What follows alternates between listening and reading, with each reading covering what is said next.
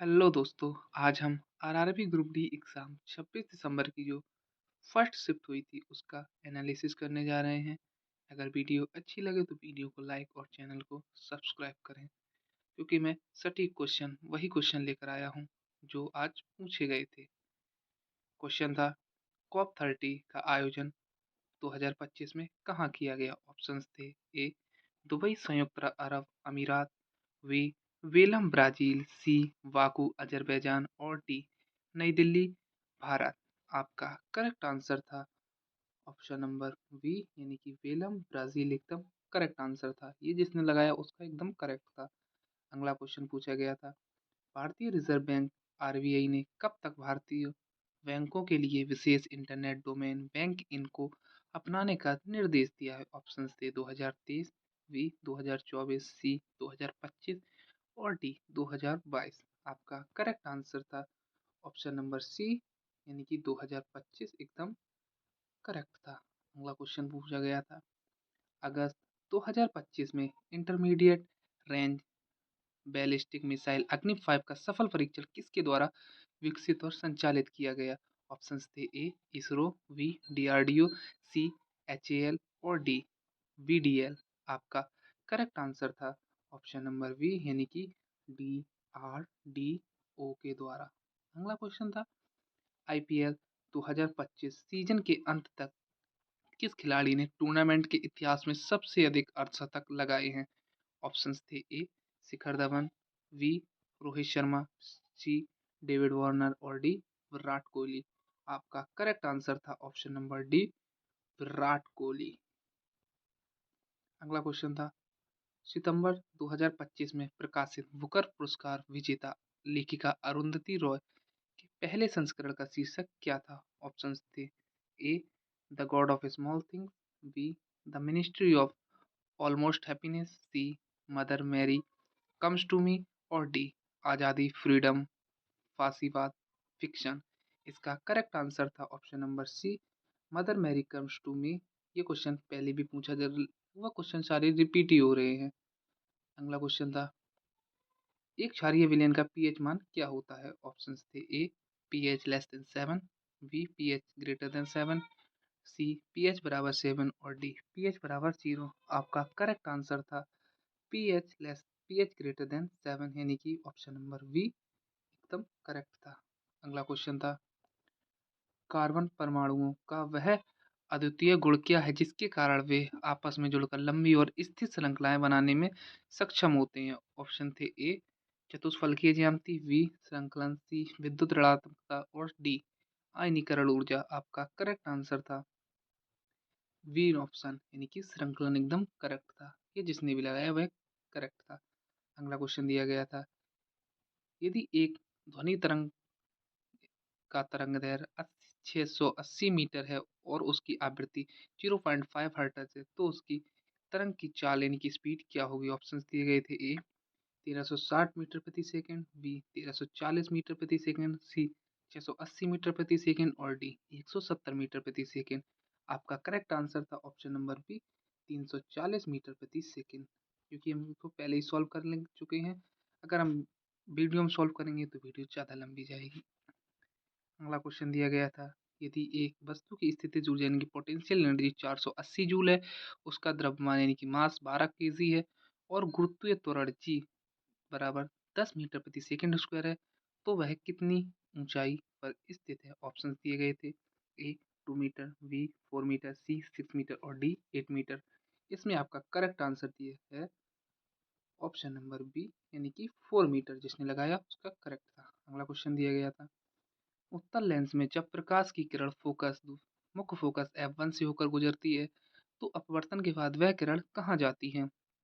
Options दिए गए थे, ए मुख्य अक्ष के लंबवत हो जाती है, बी मुख्य अक्ष के समांतर हो जाती है, सी वक्रता केंद्र से होकर गुजरती है और डी बिना किसी विचलन के सीधी निकल जाती है। इसमें आपका करेक्ट आंसर था मुख्य अक्ष के समांतर हो जाती है, यानी कि ऑप्शन नंबर बी एकदम करेक्ट था।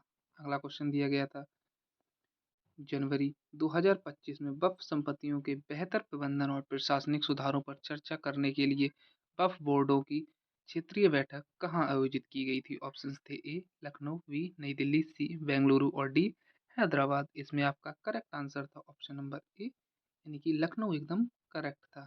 अगला क्वेश्चन था, यदि किसी चालक तार की लंबाई को दोगुना कर दिया जाए और उसके अनुप्रस्थ काट का क्षेत्रफल को भी दोगुना कर दिया जाए तो उसके प्रतिरोध पर क्या प्रभाव पड़ेगा? ऑप्शंस दिए गए थे। ए प्रतिरोध दोगुना हो जाएगा, बी प्रतिरोध आधा हो जाएगा, सी प्रतिरोध अपरिवर्तित रहेगा और डी प्रतिरोध 4 गुना हो जाएगा। इसमें आपका करेक्ट आंसर था ऑप्शन नंबर सी, प्रतिरोध अपरिवर्तित रहेगा। ये एकदम करेक्ट था। अगला क्वेश्चन था, हाइड्रोमीटर का कार्य सिद्धांत निम्नलिखित में से किस वैज्ञानिक नियम या सिद्धांत पर आधारित है? ऑप्शन है ए पास्कल का नियम, बी आर्किमिडीज का सिद्धांत, सी बर्नौली का सिद्धांत और डी न्यूटन का नियम। इसमें आपका करेक्ट आंसर था आर्किमिडीज का सिद्धांत, यानी कि ऑप्शन नंबर बी एकदम करेक्ट था। अगला क्वेश्चन था, किसी परमाणु की परमाणु संख्या मुख्य मुख्य रूप से किस पर निर्भर करती है या किसके बराबर होती है? ऑप्शंस थे। ए न्यूट्रॉनों की संख्या, बी प्रोटॉनों की संख्या, सी इलेक्ट्रॉनों और न्यूट्रॉनों का योग और डी परमाणु का कुल द्रव्यमान। इसमें आपका करेक्ट आंसर था प्रोटॉनों की कुल संख्या, यानी कि ऑप्शन नंबर बी एकदम करेक्ट था। अगला क्वेश्चन दिया गया था, यदि किसी वस्तु को उत्तल लेंस के मुख्य फोकस f1 पर रखा जाता है तो उसका प्रतिबिंब कहाँ बनेगा? ऑप्शंस थे। ए दूसरे फोकस यानी f2 पर, बी वक्रता केंद्र यानी कि 2f2 पर, सी अनंत पर यानी कि इन्फिनिटी इन्फिनिटी पर और डी प्रकाशिक केंद्र और फोकस के बीच। इसमें आपका करेक्ट आंसर था ऑप्शन नंबर सी, यानी कि अनंत पर एकदम करेक्ट था। अगला क्वेश्चन दिया गया था, यदि अंडाणु का निषेचन नहीं किया जाता उनका नहीं होता तो गर्भाशय की परत और अंडे का क्या होता? ऑप्शंस थे। ए अंडा गर्भाशय में प्रतिरूपित हो जाता, बी गर्भाशय में परत टूट जाती और मासिक धर्म होता है, सी अंडा फैलोपियन ट्यूब में अनिश्चित काल तक रहता और डी गर्भाशय की दीवारें और मोटी हो जाती। इसमें आपका करेक्ट आंसर था ऑप्शन नंबर बी, गर्भाशय की परत टूट जाती और मासिक धर्म होता, यानी कि ऑप्शन नंबर बी एकदम करेक्ट था। अगला क्वेश्चन दिया गया था, नीचे दिए गए कथनों पर विचार करें और सही विकल्प चुनें। स्टेटमेंट दिया गया था, अम्ल धातुओं के साथ अभिक्रिया करके हाइड्रोजन गैस उत्पन्न करता है। ये एकदम सही है। कथन दूसरा था, सोना यानी कि गोल्ड और प्लेटिनम अम्लों के साथ अभिक्रिया करके हाइड्रोजन गैस उत्पन्न करते हैं। ये बात गलत है। इसलिए इसमें ऑप्शंस दिए गए थे। ए केवल कथन ए सही है, बी केवल कथन बी सही है, सी ए और बी दोनों सही हैं और डी दोनों कथन गलत हैं। इसमें करेक्ट आंसर था आपका ऑप्शन ए, एकदम करेक्ट था, केवल कथन ए सही था। अगला क्वेश्चन दिया गया था, जीव विज्ञान यानी बायोलॉजी के अनुसार सभी जीवित जीवों का प्राथमिक या मुख्य उद्देश्य क्या है? ऑप्शंस थे। ए केवल भोजन प्राप्त करना, बी अपनी प्रजाति का अस्तित्व बनाए रखना, सी बिना किसी परिवर्तन के अमर रहना और डी केवल एक स्थान से दूसरे स्थान पर जाना। इसमें आपका करेक्ट आंसर था अपनी प्रजाति का अस्तित्व बनाए रखना और प्रजनन करना, यानी कि बी ऑप्शन एकदम करेक्ट था। अगला क्वेश्चन दिया गया था, जून 2025 में हुए लुधियाना पश्चिम विधानसभा उपचुनाव में किस राजनीतिक दल ने जीत दर्ज की? ऑप्शंस थे। ए भारतीय राष्ट्रीय कांग्रेस, बी भारतीय जनता पार्टी, सी आम आदमी पार्टी और डी शिरोमणि अकाली दल। इसमें आपका करेक्ट आंसर था आम आदमी पार्टी, यानी कि ऑप्शन सी एकदम करेक्ट था। बहुत सारे लोगों ने इसमें बीजेपी यानी भारतीय जनता पार्टी लगाया था, इसलिए आपका करेक्ट आंसर है ऑप्शन नंबर सी, ये एकदम करेक्ट था। अगला क्वेश्चन था, 7 मई 2025 को भारत के 244 जिलों में ऑपरेशन अभ्यास नामक देशव्यापी नागरिक सुरक्षा मॉक ड्रिल का आयोजन किस मंत्रालय के द्वारा किया गया? ऑप्शन था। ए रक्षा मंत्रालय, बी गृह मंत्रालय, सी स्वास्थ्य और परिवार कल्याण मंत्रालय और डी जल शक्ति मंत्रालय। इसमें आपका करेक्ट आंसर था ऑप्शन नंबर बी, यानी कि गृह मंत्रालय एकदम इसमें करेक्ट आंसर था। अगला क्वेश्चन दिया गया था, जनवरी 2025 में राष्ट्रपति जो बाइडेन द्वारा संयुक्त राज्य अमेरिका के सर्वोच्च नागरिक सम्मान प्रेसिडेंशियल मेडल ऑफ फ्रीडम से किस फुटबॉल दिग्गज को सम्मानित किया गया? ऑप्शंस थे। A Cristiano Ronaldo, B Lionel Messi, C Kylian Mbappe और डी नेमार जूनियर। इसमें आपका करेक्ट आंसर था option number B Lionel Messi, जिसने लगाया उसका एकदम करेक्ट था। ये क्वेश्चन एक आंसर एकदम करेक्ट था। अगला क्वेश्चन था, अंडे में यदि निषेचन ना हो तो वह कितने समय तक जीवित रह सक्रिय रहता है? ऑप्शन थे ए 12 से 24 घंटे, बी 2 से 3 दिन, सी 5 से 7 दिन और डी 28 दिन। इसमें आपका करेक्ट आंसर था ऑप्शन नंबर ए 12 से 24 घंटे। ये एकदम करेक्ट आंसर था।